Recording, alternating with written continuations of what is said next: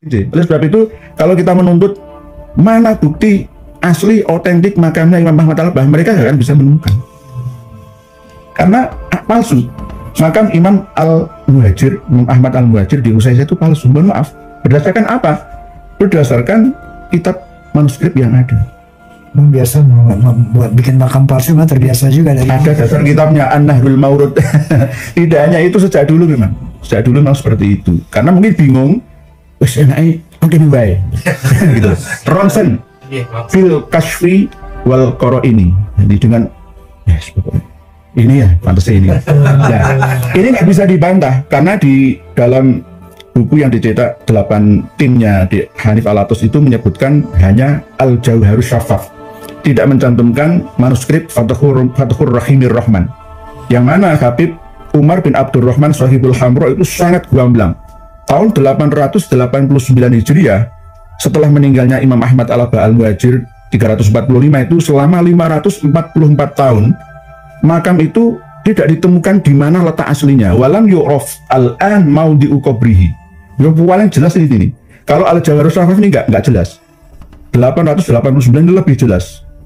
Walam yu'raf al-ana maudhi'u qabrihi. Sampai sekarang 544 tahun meninggalnya Imam Ahmad Al-Albah itu belum ditemukan, belum dikenal, diketahui di mana posisi aslinya makam Imam Ahmad Al-Albah itu. Tetapi hanya berdasarkan Habib Abdullah Al-Aidrus yang berdasarkan kebiasaan dari Habib Abdurrahman As-Segaf yang sering menziarahi tempat itu. Wes pokoknya yang kono lah gitu. Yang akhirnya dibangun sampai sekarang itu. Jadi kadang-kadang saya ini percaya saja. Mi'raj 70 kali ke Sidratul Muntaha asalkan dalam mimpi. Kota Tarim, Al-Ghona, Tarim yang mulia, yang suci itu juga diispek dengan mimpi. Loh, saya pernah menghalalkan, ini mohon maaf ya, ini agak ekstrim ya, berzina, merampok, membunuh itu halal kalau dalam mimpi. Loh, mimpi kan siapa yang mengendaki mimpi? Dia mimpi sendiri. Berarti sama. Nasab Ba'alawi sah. Oke, saya percaya dalam mimpi. Dalam mimpi. Jadi saya mau mimpi, siapa yang berani menolak? Saya mimpi. Terserah, saya tadi malam tuh mimpi Mi'raj 100 kali. Terserah aku, mimpi aku. Oleh sebab itu jangan dijadikan hujah. Mimpi itu tidak bisa dijadikan sebagai hujah. Itu pengalaman spiritual pribadi. Nah, sampai seperti itu. Jadi kalau kita mencari pembenaran keabsahan nasab Ba'alawi itu ya sama seperti mimpi itu tadi. Dulu umat Islam di Indonesia, para kiai, ulama tidak memiliki data referensi tentang kitab-kitab nasab Ba'alawi, sulit untuk mengaksesnya. Dulu mereka, para kiai-kiai kita, diklaim telah mengisbat nasab Ba'alawi karena tidak memiliki data. Mau bantah seperti apa? Enggak ada datanya.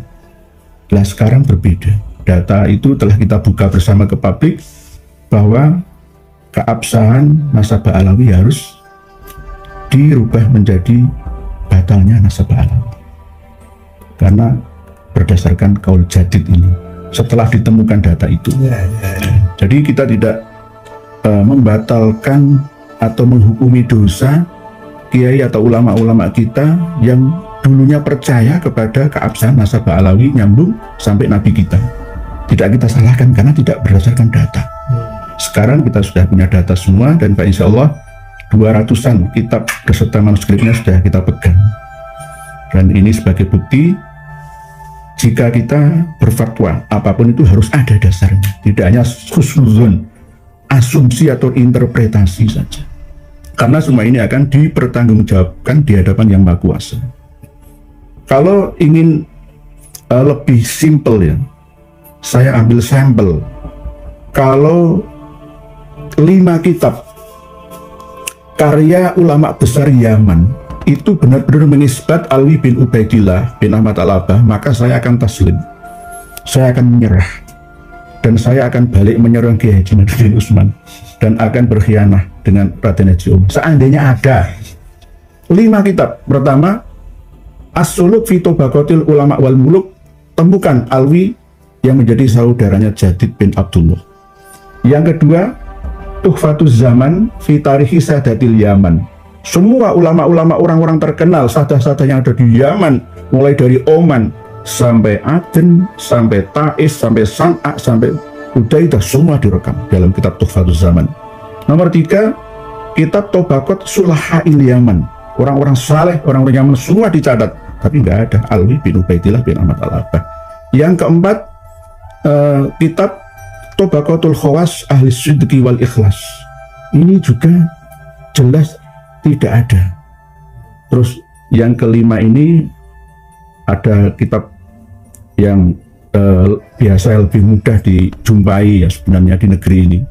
Jadi As-Suluk, Tuhfatuz Zaman, Tobaqat Sulahail Yaman, terus Tuhfatuz Zaman sudah tadi ya? Yeah. Tobaqat Sulahail Yaman, terus Tobaqatul Khawas Ahli Sidqi wal Ikhlas. Terus yang kelima ini ada kitab yang ada di abad ke-9. Ini juga tidak ada. Saya sudah cari semua sampai manuskripnya, tidak ada. Padahal kitab ini mencatut semua Tobaqat Fuqahail Yaman, mohon maaf.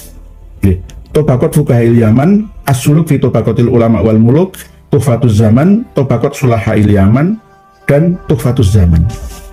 5 kitab ini, kalau ada nama Alwi bin Ubaidillah bin Ahmad Al-Abbah, saya akan tersinggung. Kami tetap mendoakan, harapan kami semoga ulama-ulama kita mau terbuka, open minded, jangan close minded. Jangan merasa bahwa selama ini saya sudah mentok finish ilmu saya.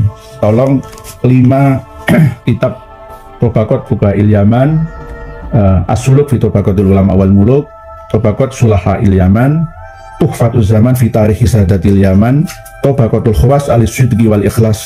Cari ulama, ini PR untuk ulama-ulama kita yang ada di MUI, PBNU, dan yang ada di Muhammadiyah dan lain-lainnya, kiai-kiai kita di pondok pesantren. Cari kalau ada nama yang menyebutkan tokoh-tokoh Ba'alawi di dalam kitab karya orang-orang Yaman, ulama-ulama terkenal di Yaman sendiri. Ini nggak mencatat sampai abad ke-10 Hijriah. Di sini nggak ada keterangannya sama sekali. Saya punya manuskripnya semua itu.